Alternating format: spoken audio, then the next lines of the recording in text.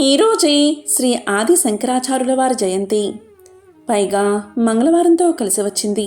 ఎంతో పవిత్రమైన విశేషమైన రోజు ఇది. శ్రీ వీరబ్రహ్మేంద్ర స్వామివారికి సంబంధించిన ఈ కథలను విన్నా, చదివినా, చెప్పినా, వినిపించినా జన్మల పాపాలు తొలగి కోటి జన్మల పుణ్యం వస్తుంది. సకల పాపాలు తొలగి ముక్తి లభిస్తుంది.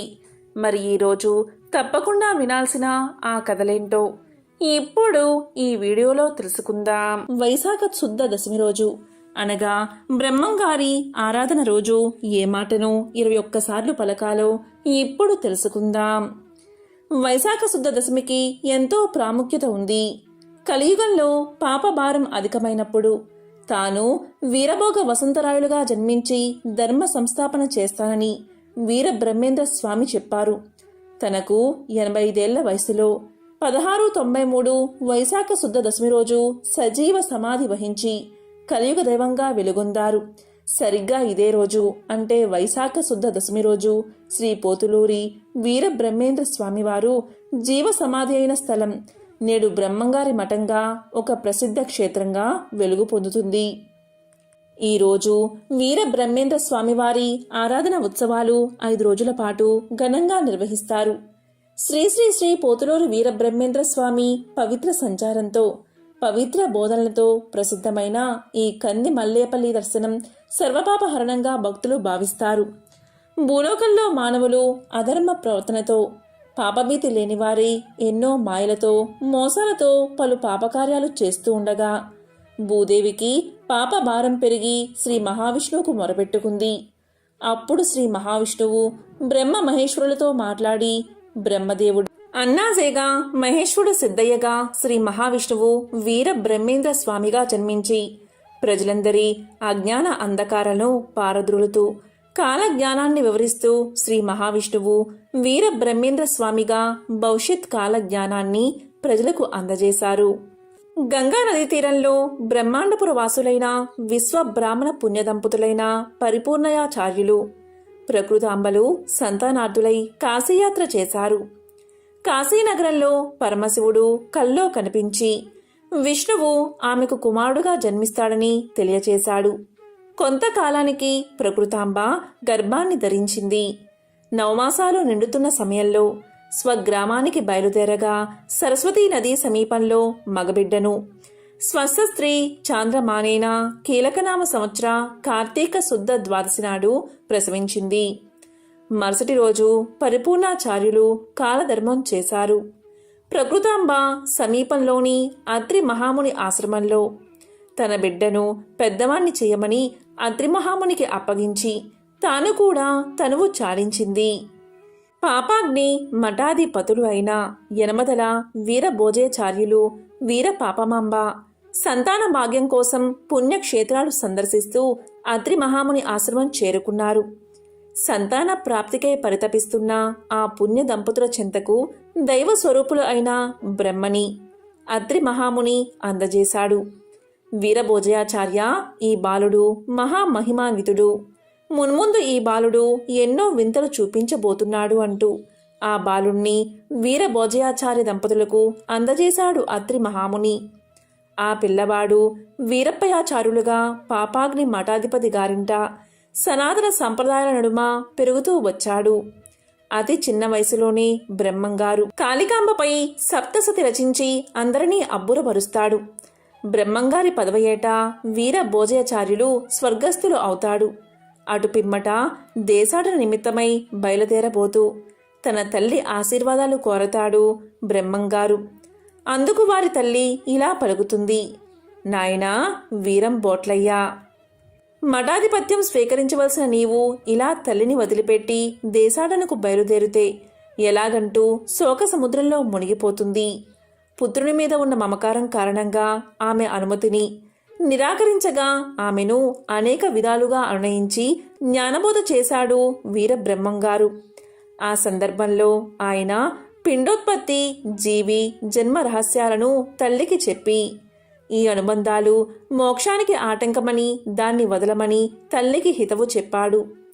శరీరం పాంచభౌతికమని ఆకాశం, గాలి, అగ్ని, పృథ్వీ, నీరు అనే 5 అంశాలతో చేయబడిందని సమస్త ప్రకృతితో కన్ను, ముక్కు, చెవి, నోరు, చర్మము అనే జ్ఞానేంద్రియాల ద్వారా సంబంధం ఏర్పరచుకుని జ్ఞానం సంపాదిస్తామని, వీటి ద్వారా నేను అనే అహం జన్మిస్తుందని, ఆత్మ సాక్షిగా మాత్రమే ఉంటుందని, బుద్ధి జీవుని నడిపిస్తుందని, బుద్ధిని కర్మ నడిపిస్తుందని, దాన్ని తప్పించడం ఎవరికీ సాధ్యపడదని, ఈ విషయాన్ని గ్రహించి ఎవరు పరబ్రహ్మను ధ్యానిస్తారో వారు మోక్షాన్ని పొందుతారని బోధించి ఆమె వద్ద సెలవు తీసుకుని దేశాటనకు బయలుదేరాడు బ్రహ్మంగారు, అంటే వీరప్పయాచార్యులు. అతను కర్నూలు జిల్లాలోని బనగానపల్లెకు వచ్చేసరికి అతనికి 15 సంవత్సరాలు కూడా నిండలేని పసివాడు. అతను ఒక గుట్టపై ఆ రాత్రి పడుకున్నాడు. ప్రాతకాలంలోనే ఆ గుట్టకి ఎదురుగా ఉన్న గృహం నుంచి సంపన్నురాలైన గరిమిరెడ్డి అచ్చమ్మ గుట్టపై ఉన్న చిట్టివాణ్ణి ప్రశ్నించింది. ఊరు పేరు అడిగింది. ఆ బాలుడు పశువులు కాయునని, పశువైద్యం తెలుసునని చెప్పగా అచ్చమ్మ గారు బాలుణ్ణి పశువుల కాపరిగా ఉండమని చెప్పారు. అప్పుడు ఆ ప్రదేశంలో అచ్చమ్మగారిచ్చిన సంగటి ముద్దను తీసుకుని వీరప్పయ్య గోవులను తీసుకుని రవ్వలకొండ ప్రాంతానికి పోయాడు. ఆలమందను ఒక చోట చేర్చి ఒక గీతను గీశాడు. గోవులు ఆ గీతను దాటకుండా ఉండేవి. అక్కడే వీరప్పయ్య గులజార ముళ్ళతో తాటి ఆకుపై కాలజ్ఞానం రాయడం ప్రారంభించాడు. ఒకరోజు మిగతా గోపాలకులు ఈ విషయాన్ని చూసి భయపడి పరుగు పరుగున అచ్చమ్మ గారికి ఈ విషయాన్ని చేరవేశారు. మరుసటి రోజున యథావిధిగా ఆవులను తీసుకువెళ్లి చుట్టూ గిరిగీసి రవ్వల కొండలో కాలజ్ఞాన రచన గావిస్తూ ఉన్న బ్రహ్మంగారిని చూసి ఆశ్చర్యపోయింది అచ్చమ్మ. ఆమె అతన్ని చులకనగా చూసినందుకు తన్ను క్షమించమని వేడుకుంది. జ్ఞానోపదేశం చేయవలసిందిగా అభ్యర్థించింది. అచ్చమ్మ బ్రహ్మంగారిని దర్శించుకున్న రవ్వల కొండలో ఈనాడు సుందరమైన బ్రహ్మంగారి దేవాలయం ఉన్నది. గుహలో కూర్చుని రాసిన తాళపత్ర గ్రంథాలు మఠంలో నేటికి భద్రంగా ఉన్నాయి. బ్రహ్మంగారు అచ్చమాంబకు ఆమె భర్తకు యాగంటి కొండ శిఖరం మీద కాలజ్ఞానాన్ని ఉపదేశించాడు. ప్రపంచంలో ఏవింత జరిగినా బ్రహ్మంగారు ఆనాడే చెప్పారు అంటూ ప్రజలు నేటికి గుర్తుకు తెచ్చుకుంటారు. ఆయన తన కాల జ్ఞానంలో భవిష్యత్తు గురించి చెప్పిన ఎన్నో విషయాలు నేడు నిజమవుతున్నాయి. వైశాఖ శుద్ధ దశమి ఎంతో పవిత్రమైన రోజు. ఈరోజు ఈ ఒక్క మాటను 3 సార్లు పలికితే చాలు ఆ వీర బ్రహ్మేంద్ర స్వామి యొక్క పరిపూర్ణ అనుగ్రహం మీకు కలుగుతుంది, ముక్తి లభిస్తుంది. శ్రీ వీర బ్రహ్మేంద్ర స్వామివారు తన శిష్యులకు స్వయంగా చెప్పిన ఆ మంత్రం ఏంటి అంటే, ఓం హ్రీం క్లీం శ్రీం శివాయ బ్రహ్మణే నమః.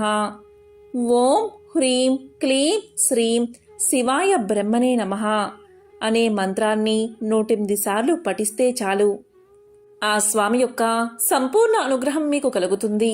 ఈ సందర్భంగా వీర బ్రహ్మేంద్ర స్వామివారు చేసిన కొన్ని మహిమల గురించి ఇప్పుడు తెలుసుకుందాం. అచ్చమ్మకు ఒక కుమారుడు ఉండేవాడు. అతనికి కంటి చూపు లేదు. ఎంతమంది వైద్యులకు చూపించినా చూపు రానే రాలేదు. అందరూ చూపు రాదని చేతులు ఎత్తేశారు. అప్పుడు అచ్చమ్మ వీర బ్రహ్మేంద్ర స్వామికి తన కుమారుడు గురించి చెప్పింది. దానికి వీర బ్రహ్మేంద్ర స్వామివారు తన జ్ఞాన నేత్రంతో చూసి అతనికి తన పూర్వజన్మ కర్మ వల్ల ఇలా చూపు పోయిందని చెప్పాడు. దీంతో అచ్చమ్మ తన కుమారుడికి చూపు తెప్పించమని వేడుకుంది. దానికి వీరబ్రహ్మంగారు ఇలా పలికారు, తల్లి, తగిన సమయంలో నేను ఆ పని చేస్తాను. అప్పటి వరకు నీవు ఓపికతో ఉండు అని చెప్పాడు. ఒకసారి అన్నాజయ అనే భక్తుడు బ్రహ్మంగారి మఠానికి వచ్చాడు. ఆయనకు తన కాలజ్ఞానాన్ని వినిపించి పూర్తయిన తర్వాత అచ్చమ్మను పిలిపించి, తల్లి, నీ కుమారుడు గత జన్మలో ఒక మహిళ యొక్క దృష్టి పోవడానికి కారణమయ్యాడు. కాబట్టే ఈ జన్మలో ఇలాంటి పరిస్థితి ఏర్పడింది. అయినా నేను అతనికి చూపు తెప్పించగలను అని చెప్పి ఆ కుమారుణ్ణి పిలిచి అతని నేత్రాలను తన చేతులతో తాకాడు. వెంటనే అతనికి చూపు వచ్చింది. దానికి అచ్చమ్మ ఎంతగానో సంతోషించింది. ఇక వీర బ్రహ్మేంద్ర స్వామివారు చూపిన మరొక మహిమ గురించి ఇప్పుడు తెలుసుకుందాం. ఒకరోజు వీర బ్రహ్మేంద్ర స్వామివారి మహిమల గురించి బనగానపల్లె నవాబు విన్నాడు. అతనికి నిజంగా మహిమ ఉందో లేదో తెలుసుకోవాలని నిర్ణయించుకున్నాడు. తన సేవకుల చేత బ్రహ్మంగారిని పిలిపించాడు. వీర బ్రహ్మేంద్ర స్వామివారు రాగానే స్వయంగా వెళ్ళి నమస్కారం చేసి స్వాగతం చెప్పాడు. తరువాత స్వామిని అంటే వీరబ్రహ్మం గారిని ఆసనంపై కూర్చోపెట్టాడు. తన సేవకులకు ఒక పళ్ళెంలో మాంసం పెట్టి గుడ్డ కప్పి తీసుకురమ్మని చెప్పాడు. ఆ పలహార పళ్ళాన్ని వీరబ్రహ్మేంద్ర స్వామివారి ఎదుట ఉంచాడు. అంతటా స్వామివారు ఆ పళ్ళెంపై ఉన్న వస్త్రాన్ని తీయగానే ఆ పలహారం నేను తింటాను అన్నాడు వీరబ్రహ్మంగారు. తరువాత అక్కడ ఉన్న సేవకుడు వస్త్రాన్ని తొలగించగానే ఆ పళ్ళెంలో పళ్ళు లడ్డూలు ఉన్నాయి. దాంతో నవాబు ఎంతో ఆశ్చర్యపోయాడు. ఆ విధంగా వీరబ్రహ్మం గారిని నిజంగా శక్తివంతుడని నమ్మాడు ఆ నవాబు. దీంతో తన్ని క్షమించమని వేడుకున్నాడు ఆ నవాబు. అతనికి కూడా కాలజ్ఞాన రహస్యాలు వివరించాడు వీరబ్రహ్మం వారు. స్వామి చూపించిన మరొక మహిమ గురించి ఇప్పుడు తెలుసుకుందాం.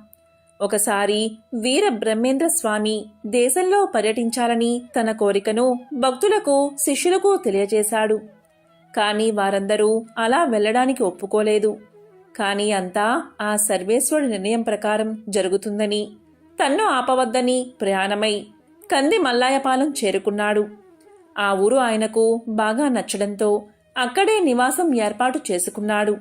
ఆయన వడ్రంగిలాగా జీవితాన్ని మొదలుపెట్టాడు. తన గురించి ఎవరికీ చెప్పుకోలేదు. ఇదిలా ఉంటే ఆ ఊరిలో ఒక అమ్మవారి గుడి ఉంది.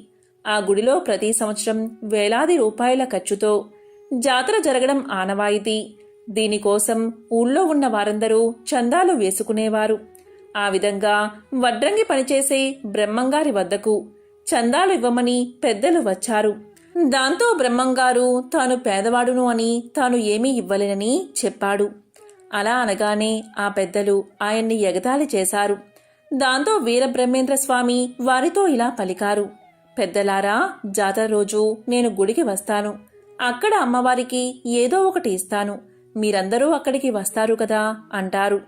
ఆ ఊరి పెద్దలు మేమంతా అక్కడే ఉంటాం రమ్మంటారు. ఆ మాట ప్రకారం అందరూ కలిసి జాతర రోజు గుడి దగ్గరకు చేరుకున్నారు. అక్కడకు వీరబ్రహ్మేంద్ర స్వామివారు కూడా వచ్చారు. అందులో ఒక పెద్దాయన చుట్టుకుంటూ అగ్గిపెట్టె కోసం జేబులు వెదుకుతూ బ్రహ్మంగారితో ఇలా పలికాడు. ఏదో ఇస్తానన్నావుగా, ఇవ్వు అంటాడు. ఇంతలో బ్రహ్మంగారు అక్కడ ఉన్న గ్రామదేవతతో, ఓ పోలేరమ్మా, ఈ పెద్దాయనకు నిప్పు కావాలి తీసుకురా అనగానే ఆ విగ్రహం కదిలి మూకుడులో నిప్పు తీసుకుని వచ్చి బ్రహ్మంగారికి ఇస్తుంది. ఈ విషయాన్ని చూసిన ఆ ఊరి పెద్దలు ఇతనికి ఎంతో మహిమ ఉందని నమ్ముతారు. ఈ విధంగా చుట్టుపక్కల ప్రజలందరికీ జరగబోయే విషయాల గురించి బోధిస్తాడు బ్రహ్మంగారు. స్వామివారు చూపిన మరొక మహిమ గురించి ఇప్పుడు తెలుసుకుందాం. శ్రీ వీర బ్రహ్మేంద్ర స్వామివారు కంది మల్లాయపాలెంలో కొంతకాలం గడిపిన తర్వాత మళ్లీ తన దేశాటను కొనసాగించాడు. అలా వెళ్తూ పెద్ద కోమెర్ల అనే ఊరు వెళ్ళాడు. ఆ ఊరిలో నివాసం ఏర్పాటు చేసుకున్నాడు. తన గురించి ఎవరికీ చెప్పకుండా జీవనం కొనసాగించాడు. ఆ ఊరిలో ఒక భూస్వామి దీర్ఘకాల వ్యాధితో బాధపడుతూ మరణించాడు. అతన్ని శ్మశానానికి తీసుకువెళ్తూ దారిలో బ్రహ్మంగారి ఇల్లు దాటారు. అది చూసిన బ్రహ్మంగారు ఏమైంది అని అడిగారు. దానికి వారు అతను మరణించాడు, దహనం చేయడానికి శ్మశానానికి తీసుకుపోతున్నాం అని సమాధానం చెప్పారు. బ్రహ్మంగారు ఆశ్చర్యంగా చూసి, అతను మరణించలేదు కదా, ఎందుకు శ్మశానానికి తీసుకుపోతున్నారు, అతన్ని కిందకి దింపండి అన్నారు. దీంతో వారు అతను బతుకుతాడు అనే ఆశతో కిందకు దించారు. బ్రహ్మంగారి గురించి వారికి ఎవరికీ తెలియదు. అప్పుడు బ్రహ్మంగారు వచ్చి అతన్ని తల నుండి పాదాల వరకు తాకాడు. అలా తాకగానే అతను బతికి పైకి లేచాడు. అది చూసిన వారంతా స్వామివారి మహిమను గుర్తించారు. ఆయన్ని దైవంగా కొలవడం మొదలుపెట్టారు. ఇక వీర బ్రహ్మేంద్ర స్వామివారు చూపిన మరొక మహిమ గురించి తెలుసుకుందాం. వీర బ్రహ్మేంద్ర స్వామివారి మహిమలు తెలిసి ఊళ్ళో కొందరు సహించలేక ఎగతాళి చెయ్యాలని నిర్ణయించుకున్నారు. ఒక బతికి ఉన్న వ్యక్తిని పాడి మీద పడుకోబెట్టి బ్రహ్మంగారి దగ్గరకు తీసుకువెళ్లి బతికించమన్నారు. అంతటా బ్రహ్మంగారు అతని నాడితాకి చూడగానే బతికే ఉన్నాడు. ఇదంతా ఆకతాయిల పని అనుకుని చనిపోయిన వ్యక్తిని ఎలా బతికిస్తాను, శ్మశానానికి తీసుకుపోండి అన్నాడు బ్రహ్మంగారు. వాళ్ళు వీర బ్రహ్మేంద్ర స్వామిని అవమానించాలని చనిపోయినట్లు నటిస్తున్న వ్యక్తి కట్లు విప్పి లెగమన్నారు. కానీ అతను లేవలేదు. అతను నిజంగానే చనిపోయాడు. నిజంగా చనిపోవడంతో దానికి వారు భయపడి వీర బ్రహ్మేంద్ర స్వామి దగ్గరకు వెళ్లి చేసిన తప్పు క్షమించమని వేడుకోగా అంతటా బ్రహ్మంగారు వారికి కొన్ని మంచి మాటలు చెప్పి చనిపోయిన వ్యక్తి తలను పట్టుకోగానే ఆ వ్యక్తి ప్రాణాలతో లేచాడు. అంతటా ఆ గ్రామస్తులు బ్రహ్మంగారి మహిమను తెలుసుకుని ఎంతో సంతోషించారు. ఒకసారి బ్రహ్మంగారు శిష్యులతో కలిసి తన ప్రయాణాన్ని కొనసాగిస్తున్నారు. అలా ప్రయాణిస్తూ బాగా అలసిపోయి ఒక ప్రదేశంలో ఆగారు. అప్పుడు బ్రహ్మంగారు ఒక శిష్యుడితో మరికొద్ది సేపట్లో ఒక అద్భుతం జరగబోతుందని తెలియచేశారు. అంతలో ఇద్దరు భార్యాభర్తలు దూరంగా కనిపించారు.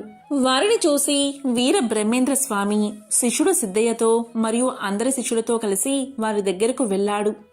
అక్కడకు వెళ్లి చూడగా ఒక బ్రాహ్మణ స్త్రీ కుష్ఠిరోగి అయిన తన భర్త కనిపించారు. తన భర్తను ఒడిలో ఉంచుకుని ఏడుస్తూ కనిపించింది ఆమె. అప్పుడు స్వామి, ఏమమ్మా, మీరు ఎక్కడి నుండి వచ్చారు, ఎక్కడికి వెళ్తున్నారు, ఈ వ్యాధి ఎలా వచ్చింది అని వివరాలు అడిగి తెలుసుకున్నాడు. అప్పుడు ఆ బ్రాహ్మణ స్త్రీ జరిగిందంతా వివరించింది. దాంతో స్వామివారు ఇలా పలికారు, మీ గత జన్మ పాపం వల్లే ఈ వ్యాధి అతనికి సోకింది. నేను ఆ పాపాల నుంచి విముక్తి చేస్తాను అని చెప్పాడు. తరువాత కుష్ఠిరోగిని తన చేతితో తాకాడు. దాంతో ఆ బ్రాహ్మణుడి కుష్ఠి వ్యాధి పూర్తిగా తగ్గిపోయింది. తరువాత ఆ దంపతులకు పంచాక్షరి మంత్రాన్ని ఉపదేశించి జపించమని చెప్పాడు. దాంతో వారు, స్వామి, మాకు మీరు చేసిన సహాయం ఎప్పటికీ మర్చిపోలేము. మీరు మా ఊరికి మాతో పాటు రావాలి. మా ఊరి వారందరికీ జ్ఞానాన్ని కలిగించాలి అన్నారు. దానికి వీరబ్రహ్మేంద్ర స్వామి, ఇప్పుడు నేను దేశ పర్యటనలో ఉన్నాను.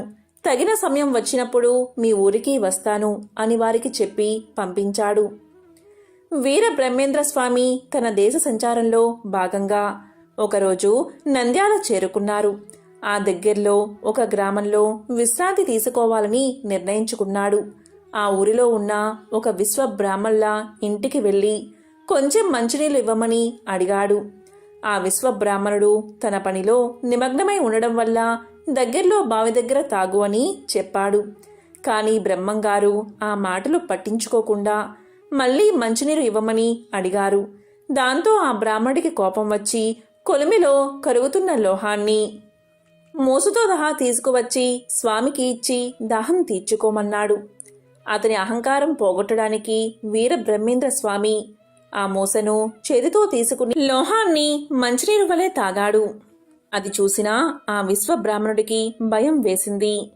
ఆ వీర బ్రహ్మేంద్ర స్వామి మామూలు మనిషి కాదని గ్రహించి శరణు వేడుకున్నాడు. అప్పుడు స్వామి చిరునవ్వు నవ్వి, నాకు ఎవరి మీద అహంకారం ఉండదు, కేవలం అజ్ఞానం మీదే అహంకారం ఉందని చెప్పాడు. ఆ అజ్ఞానం సత్యాన్ని తెలుసుకోవడం ద్వారా నశిస్తుంది.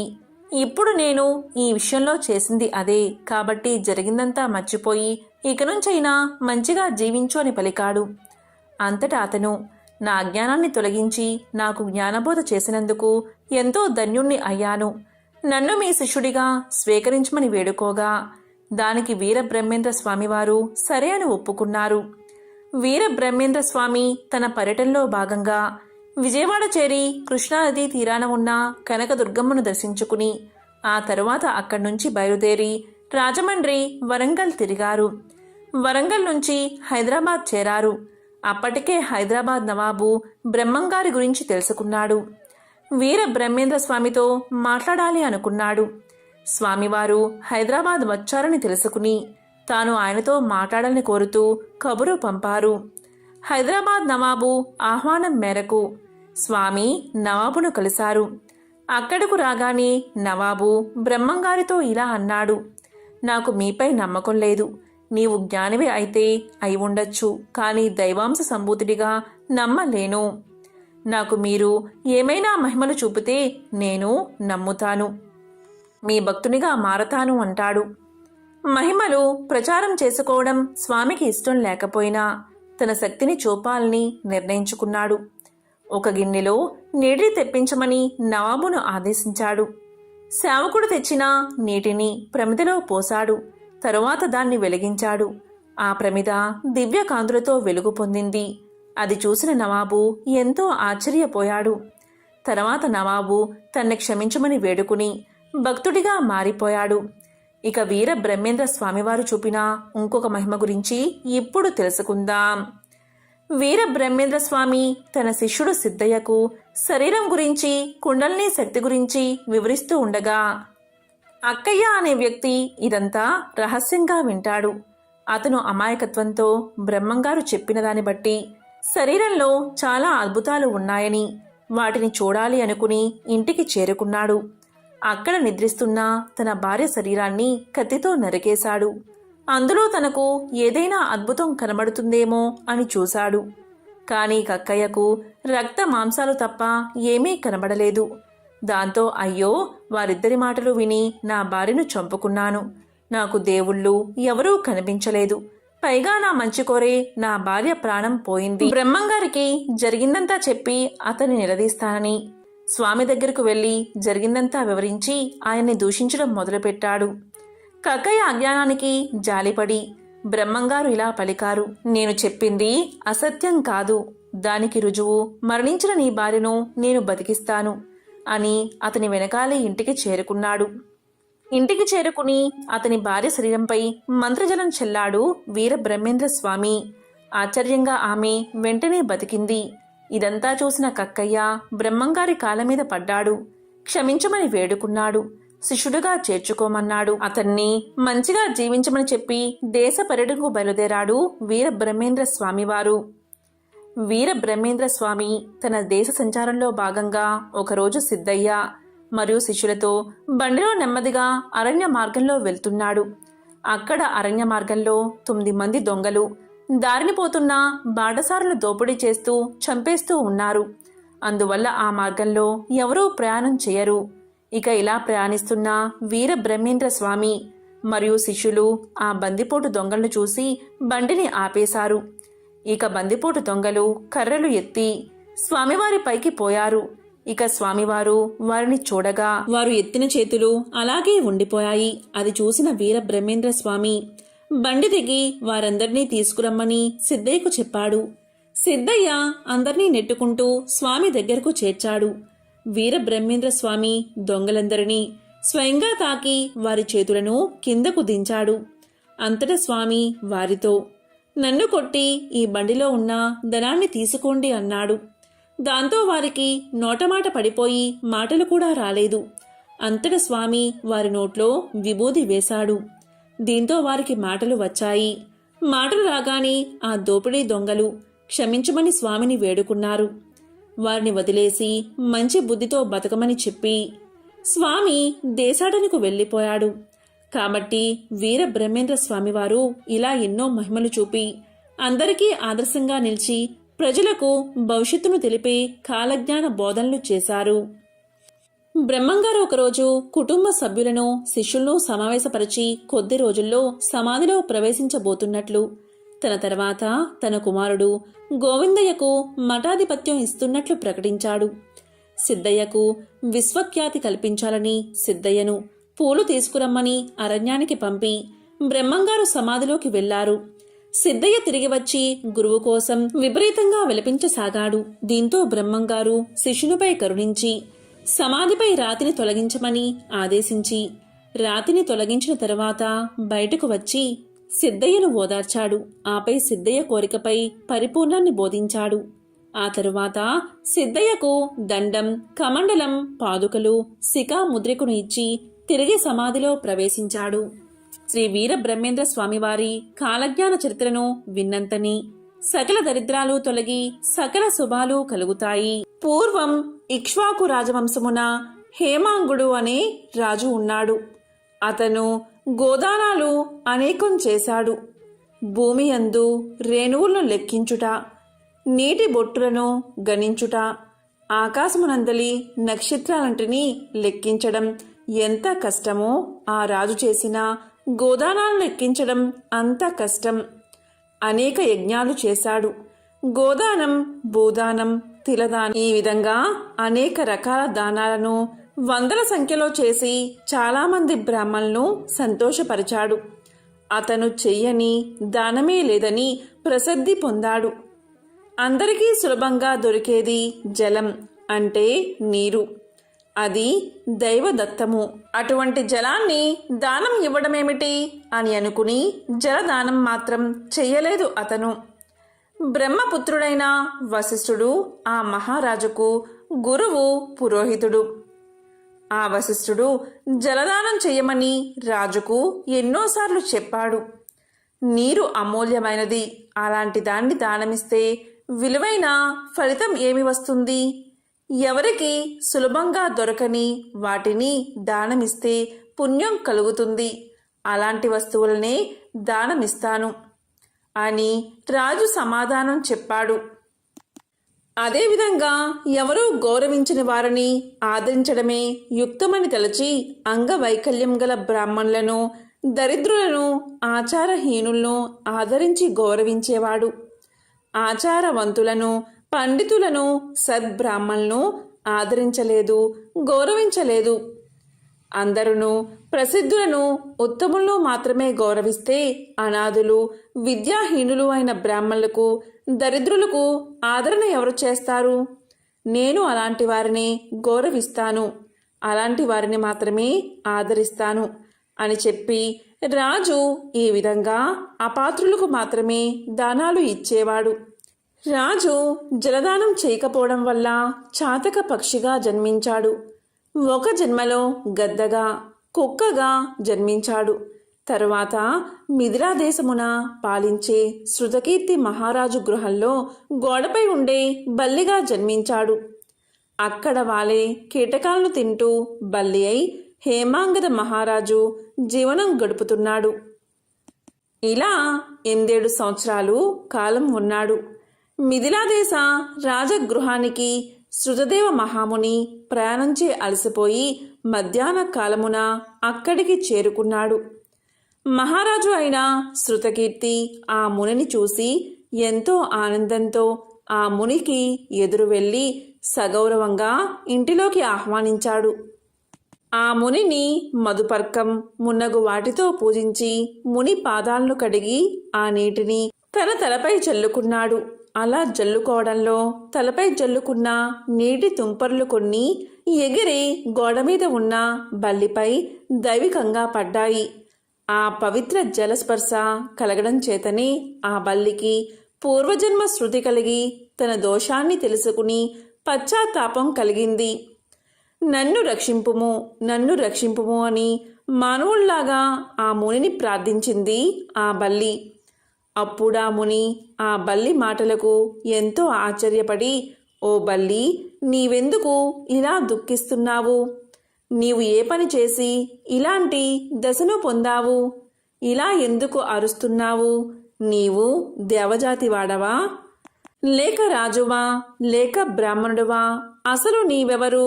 నీకీ దశ ఎందుకు వచ్చిందో చెప్పు, నేను నీకు సహాయం చేస్తాను అన్నాడు. శృతదేవుని మాటలు విన్న బల్లి రూపంలో ఉన్న హేమాంగద మహారాజు ఇలా పలికాడు.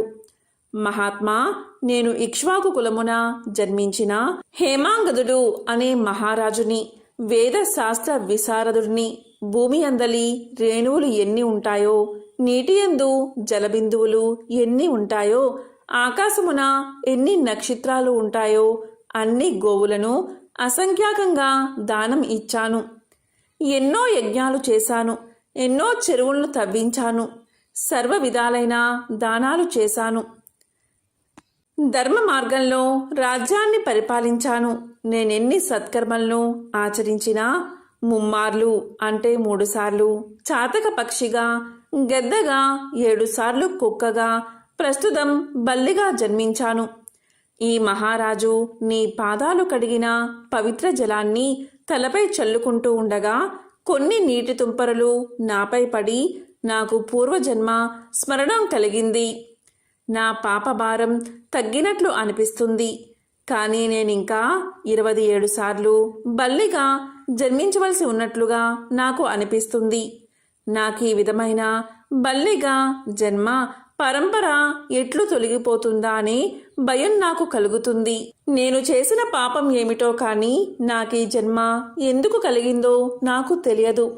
దయచేసి నాకీ జన్మ కలగడానికి కారణమైన పాపాన్ని, ఆ పాపాన్ని పోగొట్టుకునే విధానాన్ని చెప్పండి అని కోరుతున్నాను అని ప్రార్థించింది బల్లి. శృతదేవ మహాముని హేమాంగుదుని మాటలకు ఎంతో ఆశ్చర్యపడి తన దివ్య దృష్టితో పరిశీలించి ఇలా అన్నాడు. రాజా, నీవు శ్రీ మహావిష్ణువుకు ప్రియమైన వైశాఖ మాసంలో జలాన్ని ఎవ్వరికీ దానం ఇవ్వలేదు. జలం సర్వజన సులభం, దానిని దానమిచ్చుట ఏమిటి అని అనుకున్నావు. ప్రయాణమున అలసిన వారికి జలదానమైనా చెయ్యలేదు. వైశాఖమాస వ్రతాన్ని కూడా పాటించలేదు. హోమం చేయదలిచిన వారు మంత్రపూతమగు అగ్ని అందే హోమం చెయ్యాలి. అలాకాక బూడిద మున్నగు వానియందు హోమం చేస్తే ఫలితం ఎలా కలుగుతుంది? అలాగే నీవు కూడా యోగ్యులైన వారికి దానం ఇవ్వక అయోగ్యులకు దానాన్ని ఇచ్చావు. అపాత్రులకు ఎన్ని దానాలు ఇచ్చినా ప్రయోజనం లేదు కదా. వైశాఖమాస వ్రతాన్ని చెయ్యలేదు, జలదానము చెయ్యలేదు. ఎంత ఏపుగా పెరిగినా సుగంధాది గుణములున్నను ముండ్లుకల వృక్షము ఎవరి ఆదరణలు పొందుతుంది? అలాంటి వృక్షం వల్ల ప్రయోజనం ఏమిటి?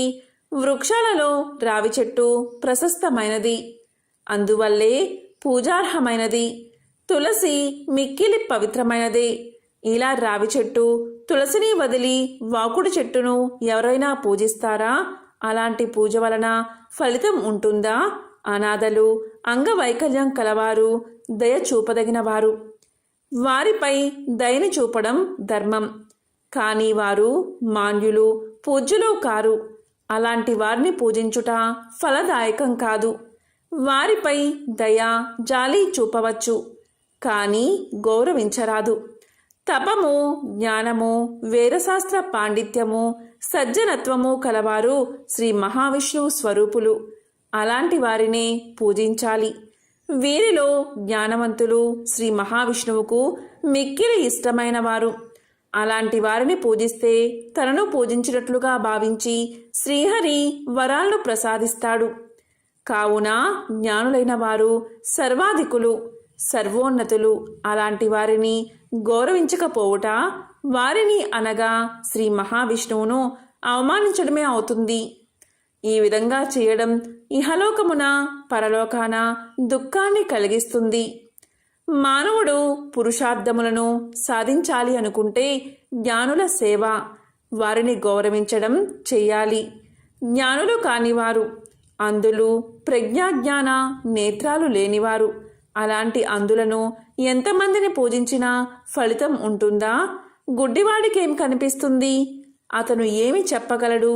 కావున జ్ఞానహీనులైన వారిని ఎంతమందిని ఎంతగా పూజించినా, వారిని సేవించినా అవి నిష్ఫలములు, నిష్ప్రయోజనములు.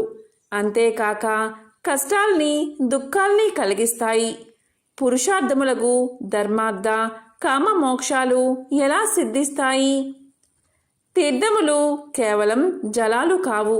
దేవతలు శిలారూపులు కారు. చిరకాలం తీర్థ స్నానం, సేవ చేస్తే శిలారూపంలో ఉన్న దైవాన్ని చిరకాలం పూజిస్తే వారి అనుగ్రహం కలుగుతుంది. కానీ జ్ఞానులకు సజ్జలను దర్శించినంతనే వారు ప్రసన్నులవుతారు, ఇష్ట ఫలప్రాప్తిని కలిగిస్తారు. కావున జ్ఞానులకు వారిని సేవిస్తే, వారి ఉపదేశాన్ని పాటిస్తే విషాదం ఉండదు, ఇష్ట ప్రాప్తిచే సంతోషం కలుగుతుంది. అమృతమును సేవిస్తే జన్మ, మృత్యువు, ముసలితనము మున్నగు వారిని వదిలి బాధ ఉండదు, అమృతత్వ సిద్ధి కలుగుతుంది. హేమాంగద మహారాజా, నీవు వైశాఖ మాస వ్రతాన్ని ఆచరించలేదు, జలదానం చేయలేదు, జ్ఞానులకు వారిని సేవించలేదు. కాబట్టే నీకు ఇలాంటి దుర్గతి కలిగింది. నీకు ఈ వైశాఖ మాస వ్రతం ఆచరించి నేను సంపాదించిన పుణ్యాన్ని కొంత నీకిస్తాను. దీనివల్ల దుర్దశ శాంతించుటకై భవిష్య వర్తమాన కాలాల్లోని నీ పాపాలను, వాని ఫలాలను పోగొట్టుకుని విజయాన్ని పొందగలవు అని పలికి శృతదేవ మహాముని నీటిని స్పృశించి బల్లి రూపంలో ఉన్న హేమాంగద మహారాజునకు తాను చేసిన వైశాఖ మాస వ్రతంలోని కొన్ని దినాల పుణ్యాన్ని ధారపోశాడు. ఆ పుణ్యఫలం పొందినంతనే హేమాంగద మహారాజు బల్లి రూపాన్ని విడిచి దివ్య రూపాన్ని పొందాడు. శృతకీర్తి మహారాజుకు శృతదేవ మహామునికి నమస్కారం చేశాడు. వారి అనుమతితో శ్రీహరి పంపిన దివ్య విమానం ఎక్కి పుణ్యలోకాలకు వెళ్ళిపోయాడు. దేవతలందరూ హేమాంగదుని అదృష్టానికి మెచ్చుకున్నారు. హేమాంగదుడు పుణ్యలోకంలో 10,000 సంవత్సరాలు ఉన్నాడు. దివ్యలోక భోగాలను అనుభవించాడు. ఆ తర్వాత ఇక్ష్వాకు కులంలో కాకుత్స మహారాజుగా జన్మించాడు. 7 ద్వీపాల భూమిని సజ్జనులు జ్ఞానుడు మెచ్చేటట్లు పరిపాలించాడు. శ్రీ మహావిష్ణువు అంశను పొంది ఇంద్రుడికి స్నేహితుడై ఉన్నాడు. కులగురువైన వశిష్ఠ మహాముని ఉపదేశాన్ని పాటించాడు. వైశాఖ మాస వ్రతాన్ని సంపూర్ణంగా ఆచరించాడు. అందు చేయవలసిన దాన ధర్మాలంటినీ శ్రద్ధాసక్తులతో భక్తిపూర్వకంగా చేశాడు. సర్వ పాపాలను పోగొట్టుకున్నాడు. దివ్య జ్ఞానాన్ని పొందాడు. శ్రీ మహావిష్ణువు సాయుధ్యాన్ని పొందాడు. కాబట్టి వైశాఖ మాస వ్రతం సర్వ పాపహరం, అనంత పుణ్యప్రదం. ప్రతి మనిషి వైశాఖ మాస వ్రతాన్ని వ్రతాంగములకు దాన ధర్మాలను పాటించి శ్రీహరి అనుగ్రహాన్ని పొందాలి అని నారదుడు అంబరీషునకు వైశాఖ మాస వ్రత విశిష్టతను వివరిస్తూ గృహగోధికా వృత్తాంతాన్ని వివరించాడు. ఓం నమః శివాయ. ఓం నమో నారాయణాయ.